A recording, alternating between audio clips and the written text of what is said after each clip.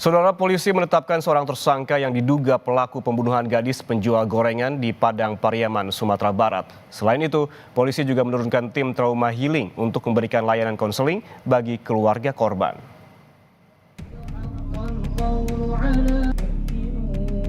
Polda Sumatera Barat menggelar tahlilan 7 hari pasca dimakamkannya gadis penjual gorengan yang tewas dibunuh di Kabupaten Padang Pariaman, Provinsi Sumatera Barat. Selain tahlilan, Polda Sumbar juga memberikan trauma healing dengan membuka layanan konseling bagi keluarga. Konseling lebih difokuskan untuk ibu korban yang hingga saat ini masih menyimpan duka mendalam karena kepergian korban. Layanan konseling trauma healing ini akan terus dilanjutkan jika masih diperlukan. Rekan kami membawa tim trauma healing dari Bak Psikologi Polda Sumbar.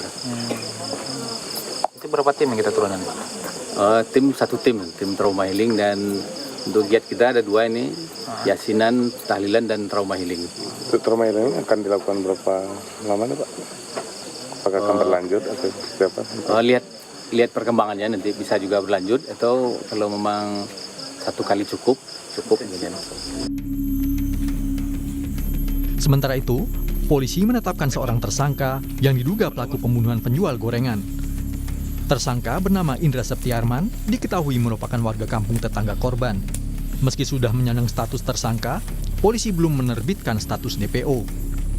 Saat ini, polisi masih mencari tersangka yang diduga langsung melarikan diri usai membunuh korban. Personel disebar di beberapa titik pencarian untuk mengunci pergerakan tersangka. Melakukan penyelidikan yang intensif dan dari keterangan saksi dan fakta-fakta di lapangan untuk terduga pelaku inisial IS sudah bisa kami tetapkan sebagai tersangka.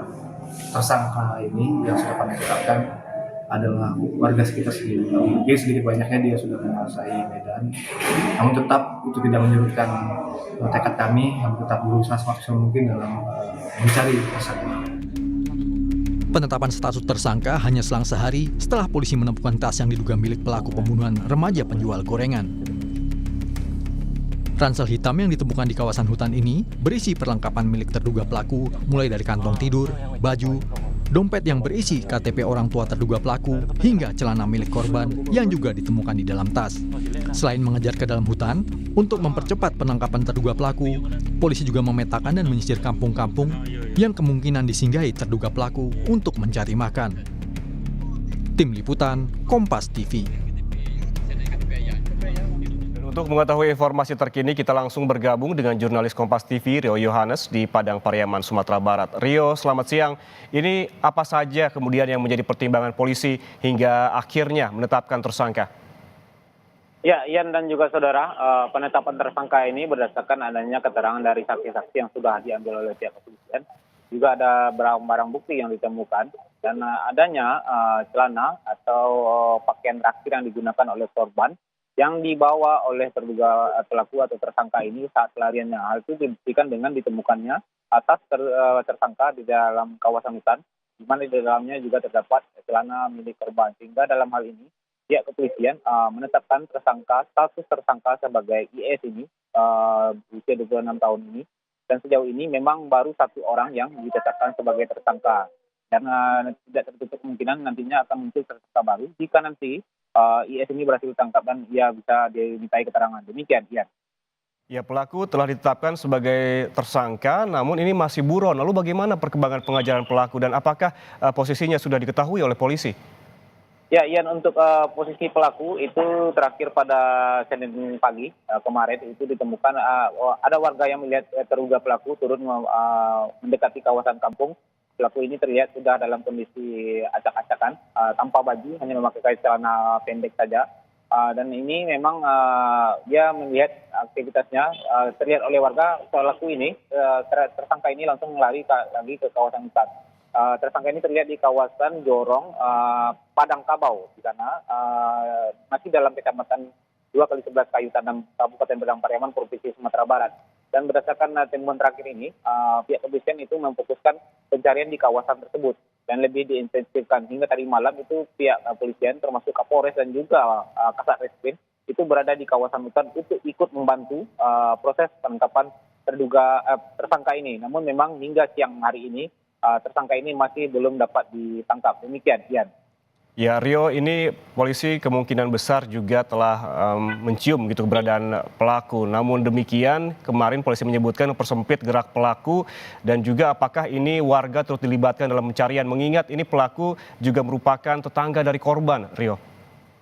Ya, untuk keterlibatan masyarakat dalam proses pencarian, seperti yang kita ketahui bahwasannya pelaku ini atau tersangka ini adalah masyarakat yang kampung sebelah dari kampung korban.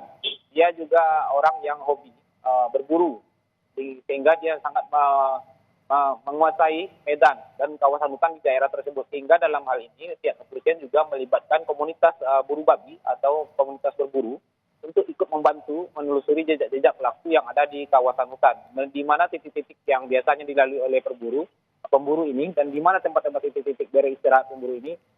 Untuk mengetahui itu, pihak kepolisian melibatkan komunitas buru babi di Kabupaten Padang Pariaman. Namun memang hingga saat ini keberadaan pelaku masih belum bisa diketahui oleh pihak kepolisian. Demikian, Ian. Ya Rio, selain juga mengejar pelaku, polisi juga semalam mendatangi rumah korban untuk menurunkan tim trauma healing. Ini bagaimana prosesnya dan apakah akan dilakukan sekali ataukah nanti berkelanjutan, Rio? Ya, untuk trauma healing itu memang kemarin itu dari Polda Sumbar menurunkan tim untuk melakukan tahlilan 7 hari pasca dimakamkannya korban.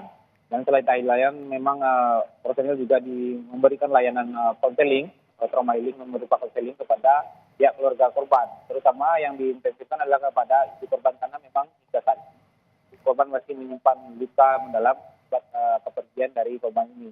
Dan untuk hasil asesmen memang belum disampaikan.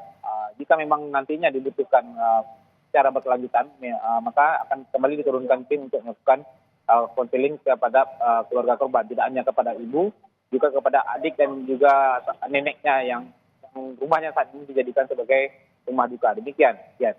Baik, pengejaran terhadap pelaku masih dilakukan hingga saat ini dengan mempersempit ruang gerak dan juga melibatkan warga untuk mempercepat penangkapan dari pelaku. Terima kasih jurnalis Kompas TV Rio Yohanes melaporkan langsung dari Padang Pariaman, Sumatera Barat.